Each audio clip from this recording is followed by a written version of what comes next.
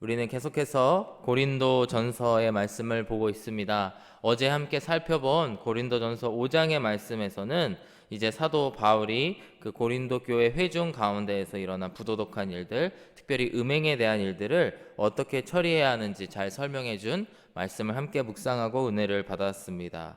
오늘 6장의 말씀이 시작이 되면서 6장의 주제는 무엇이냐면 바로 교회 안에 일어난 송사의 이야기들을 이야기하고 있습니다. 잘 우리가 아시겠지만 1장에서부터 4장까지의 말씀을 통해서 고린도 교회 안에는 분쟁이 있는 교회였고 파당을 지어서 싸우던 교회였다라는 것을 우리가 알 수 있습니다. 그런데 그러한 일들을 놓고 단순히 싸움이 있어서 끝난 것이 아니고 그것을 세상에 가지고 가서 세상의 판단을 받고자 하였다. 이 문제에 대해서 바울은 지적을 하고 있습니다. 본문 2절의 말씀을 보시면은 무엇이 문제가 되었는가를 놓고 바울이 보았을 때의 지극히 작은 일이었음을 이야기하고 있습니다. 그리고 그것을 성도 내에서 그 교회 안에서 판단하지 못하고 어찌하여 그렇게 싸우면서 세상 법정으로 갔느냐라고 이야기하면서 강한 어조로 책망을 하고 있습니다. 5절의 말씀을 보시면은 내가 너희를 부끄럽게 하려 하여 이 말을 하노니 너희 가운데에 그 형제간의 일을 판단할 만한 지혜 있는 자가 하나도 없느냐 이렇게 말씀을 하고 있습니다. 이처럼 우리 교회 안에의 문제들이 있을 수 있지만 없어야 되겠지만 또 있을 수도 있지 않습니까? 그 가운데 그것을 해결하지 못하는 모습을 보면서 바울이 이것은 우리가 필히 교회 안에서 부끄럽게 여겨야 될 일이다라고 이야기를 하고 있습니다. 그렇다면 무엇 때문에 이것이 부끄럽게 여겨야 되는지, 무엇 때문에 바울은 그것을 다시 한번 돌이켜보라라고 이야기하는지 이 시간 함께 살펴보기를 원합니다. 첫 번째로 이것은 세상에 있는 불의한 사람들에게 고발하는 행위다라고 이야기를 하고 있습니다. 1절의 말씀을 보시면은 너희 중에 누가 다른 이와 더불어 다툼이 있는데 대전제와 같은 말씀입니다. 그리고 그런데 구태여 불의한 자들 앞에서 고발하고 성도 앞에서 하지 아니하느냐 이렇게 말하고 있습니다. 여기서 불의한 자라고 하는 말과 성도라고 하는 말이 사실 어떻게 보면 대조를 이루고 있는 문장 가운데의 모습을 우리가 볼 수가 있습니다. 불의한 자와 성도는 대조를 이루는데요. 그렇다면 이 불의한 자가 의미하는 것이 무엇을 의미할까요? 우리가 이 단어만 읽었을 때에 세상적으로 상식적으로 해석이 되는 부분은 무엇이냐면 아주 무언가를 엄청나게 잘못한 사람인가 생각할 수도 있습니다. 하지만 이것을 성도와 대비해서 우리가 생각해 보았을 때에 불의한 자라고 하는 것은 무엇이냐면 예수님을 단 한 번도 구세주요 주인으로 영접하지 않은 사람들을 이야기하고 있습니다.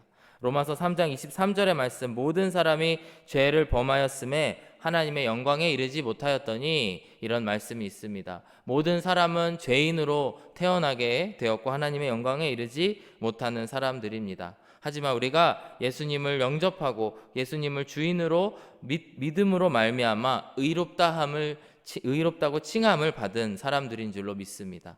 그런 사람들의 모임이 교회이고 그런데 그 교회에서 안타깝게 그 다툼이 있었고 분쟁이 있었다라는 것을 우리가 이 시간 기억을 해야 됩니다. 즉 무엇이냐면 우리 교회라고 하는 곳은 영적인 공동체입니다.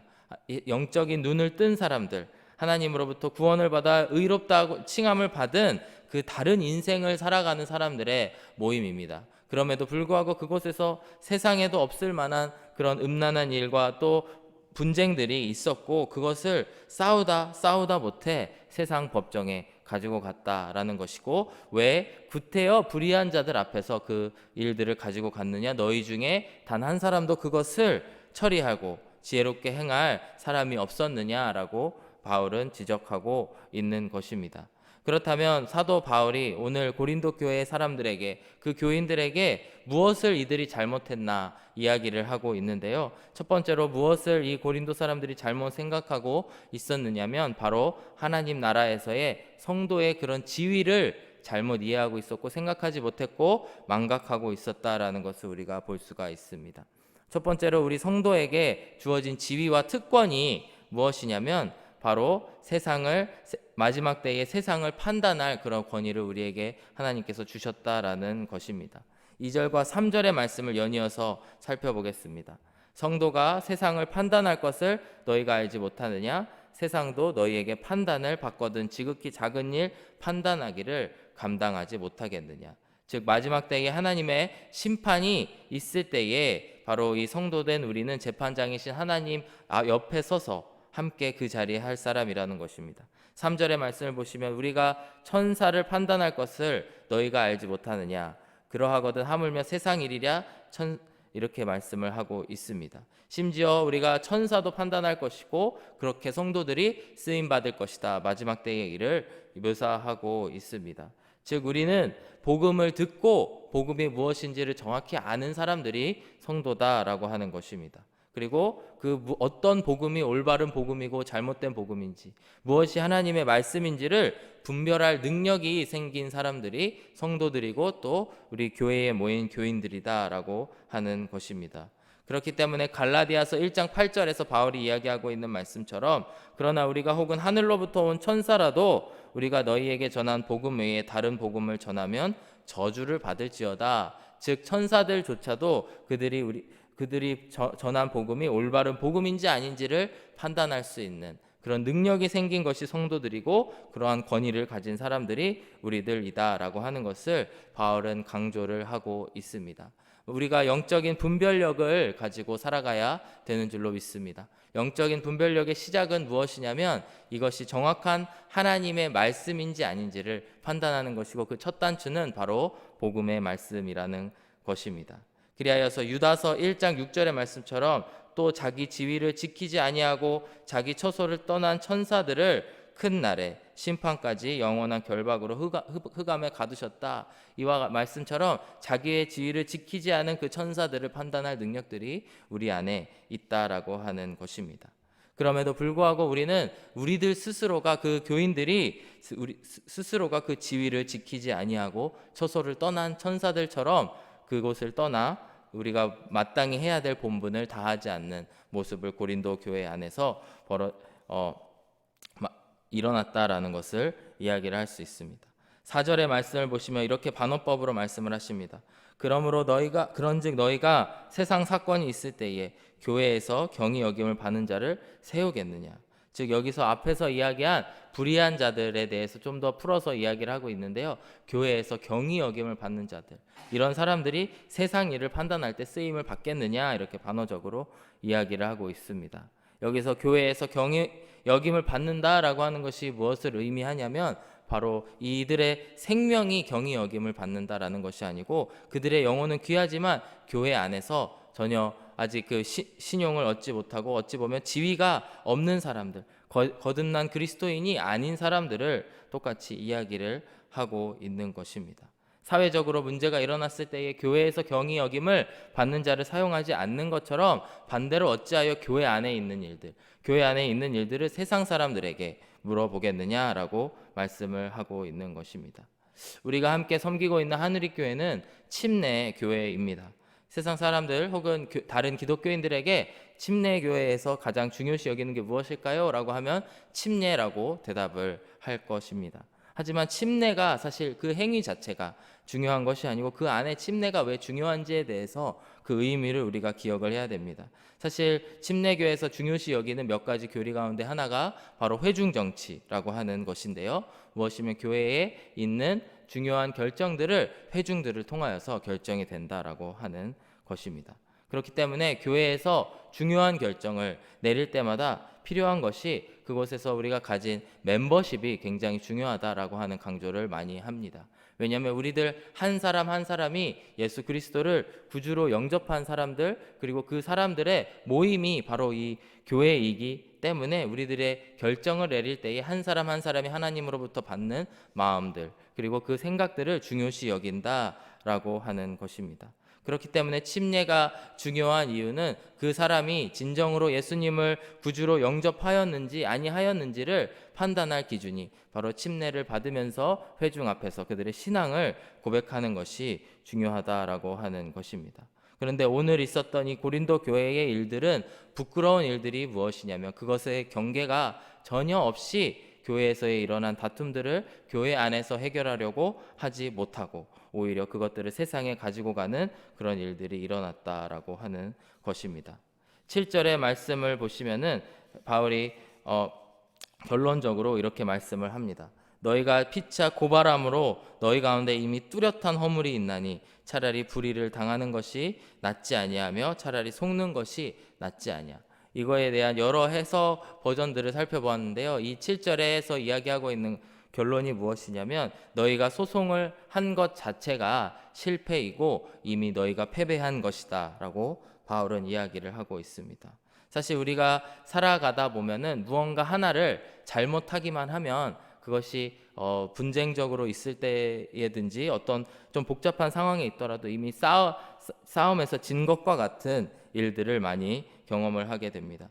저는 대표적으로 가장 뼈저리게 기억에 남는 일들이 무엇이냐면 제가 중고등부 사역을 했을 때에 약 2번 정도 진심으로 화를 낸 적이 있습니다. 그 아이들에게 진심으로 마음속 깊이 화를 내면서 그들에게 나의 말을 따라주지 않는 우리 아이들에게 이렇게 화를 낸 적이 있습니다. 나중에 그 아이들이 와서 저에게도 미안하다 이야기를 하고 저도 미안하다 이야기를 할 때도 있지만 그 돌아서는 저의 발걸음이 너무나 씁쓸하였고 다시는 이러면 안 되겠구나 하는 생각을 하게 되었습니다. 또한 우리가 목회자로 살아가다 보면은 절대로 해서는 안 되는 일이 무엇이냐면 바로 교회 안에서 싸우는 일들이겠죠. 아마 말싸움을 해서 사실 이길 수도 있고 논리적으로 말싸움을 이겨 먹을 수도 있습니다. 하지만 그것을 해서 무엇이 남겠습니까? 그것을 하는 것 자체가 잘못된 것이고 우리가 싸움에서 지는 일들이다라고 하는 것입니다. 저희들 여러분들도 아마 목자 목녀로 섬기시면서 혹은 교회 안에서 성도로 섬기시면서 내가 세상에서는 이런 일을 참지도 않았을 텐데 확 이런 생각이 드실지도 모르겠지만 사실 그 무언가를 하는 것 자체가 우리들에게 패배로 다가오는 일들이 있다라는 것을 우리가 기억을 해야 합니다. 그렇기 때문에 7절의 말씀처럼 너희가 고발함으로 인해서 이미 너희들의 패배가 뚜렷하여졌다 이런 말을 바울은 하고 있는 것입니다. 오늘 우리가 함께 찬송한 찬양처럼 주 예수 내 마음에 들어와 계신 후 내 마음속에 변하여 새 사람이 되어서 그렇기 때문에 우리가 참빛을 쫓아가는 삶을 살게 되었다라는 것을 기억하시기 바랍니다. 그리고 이 세상에서의 그런 작은 싸움들에 우리가 정말 그것을 희노애락을 느끼는 것이 아니고 그곳 가운데 천성에 계시는 하나님을 바라보시면서 나아가시는 저와 여러분들이 되시기를 간절히 바랍니다. 우리가 예수를 믿으면서 우리가 세상을 심판할 그런 사람들이 되었다라는 것을 기억하시기를 바랍니다. 그 권위를 우리들에게 주셨고 우리 모두가 예수님 성령님을 내 안에 모신 성전이 되었음을 이 시간 꼭 기억하시는 모든 성도님들 되시기를 간절히 바랍니다. 그래서 8절 이하의 말씀을 보시면은 우리들이 어떤 사람으로 변화되었는지에 대해서 이야기를 하고 있습니다. 8절의 말씀을 보시면 너희는 불의를 행하고 속이는구나 그는 너희의 형제로다. 우리에게 주신 형제 자매들을 기억하시는 저와 여러분들이 되기를 간절히 바랍니다. 우리는 마땅히 교회의 성도로서 형제를 사랑하고 자매를 사랑해야 되는 그런 일들을 우리에게 강령으로 주님께서 주신 줄로 믿습니다. 그리고 9절과 10절의 말씀을 보시면 불의한 자가 하나님의 나라를 유업으로 받지 못할 줄을 알지 못하느냐 이렇게 이야기하면서 미혹받지 말라 하면서 여러 가지 이야기들을 하고 있습니다. 이 이야기들을 보면서 말씀을 하고 계시는 것이 무엇이냐면 우리가 하나님의 나라를 우리가 유업으로 받은 자들임을 꼭 기억을 해야 된다라고 하는 것입니다. 그렇기 때문에 이 세상에서의 작은 싸움들에서도 우리가 승리하는 그런 사람들이 될 줄로 믿습니다. 9절의 말씀을 이렇게 하나하나씩 살펴보게 되면요, 그것에서 여러 가지 죄악된 행동들을 이야기하고 있습니다. 음행하는 자에 대해서 이야기를 하고 있는데요, 음행하는 자는 왜 음행을 하게 될까요? 바로 그 순간 다시 오실 주님을 잊어버렸기 때문에 그럴 수 있다고 생각을 합니다. 우상 숭배하는 자는 왜 그럴까요? 그 순간에 다시 오실 주님을 믿지 못하기 때문에, 그 천국을 유업으로 받았음을 우리가 잊어버렸기 때문에 우상 숭배를 할 수 있다고 생각합니다. 간음하는 자, 탐색하는 자, 남색하는 자들 다시 오실 주님을 보지 못하기 때문이고, 도적이나 탐욕, 술 취한 자, 모욕하는 자 모두 그렇게 행하는 것이 뭐냐면 다시 오실 주님께서 주실 그 영원한 나라를 생각하지 못하기 때문에 그와 같은 죄에 빠질 수 있다라고 하는 것입니다. 그래서 10절 마지막 부분에 보시면 이와 같은 사람들은 하나님 나라를 유업으로 받지 못하리라.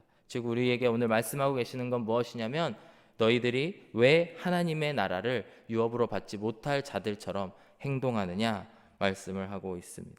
왜 하나님의 나라를 유업으로 못하는 사람들처럼 우리가 행동을 할까요? 그것은 바로 오늘도 우리가 다시 한번 기억해야 될 복음의 말씀, 그리고 우리를 구원하여 주신 그 하나님의 은혜를 잊어버렸기 때문인 줄로 생각이 됩니다.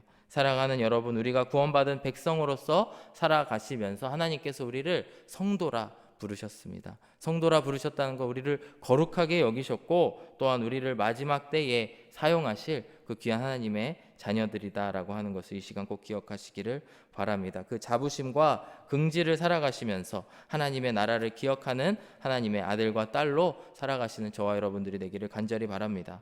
마지막으로 빌립보서 3장 20절의 말씀을 세번역 성경으로 함께 읽고 말씀을 마무리하고자 합니다. 그러나 우리의 시민권은 하늘에 있습니다. 그곳으로부터 우리는 구주로 오실 주 예수 그리스도를 기다리고 있습니다. 우리의 모든 소망은 하늘에 있는 줄로 믿습니다. 그 다시 오실 주님을 오늘도 기다리시면서 세상의 작은 일들 또한 교회 안에서의 작은 일들에 정말 소망을 갖는 것이 아니고 우리가 하나님의 나라를 유업으로 생각하시는 저와 여러분들이 되기를 간절히 바랍니다. 기도하겠습니다. 사랑하는 아버지 하나님, 감사합니다. 오늘의 말씀을 통해서 우리가 중요시 여겨야 될 것, 우리가 가치관을 가지고 살아가야 될 것이 무엇인지를 기억하게 됩니다. 사랑하는 아버지 하나님, 우리를 성도라 불러주시고 우리를 의롭게 하여 주시고 또 거룩하게 하여 주신 주님을 찬양합니다. 주님께서 우리들에게 맡겨진 사명을 잘 감당하는 저희들 되게 하여 주시옵시고 교회 안에서와 또 세상에 나아가서도 하나님의 사랑을 전하는 귀한 형제 자매들 되게 하여 주시옵소서. 감사드리며 예수님의 이름으로 기도드렸습니다. 아멘.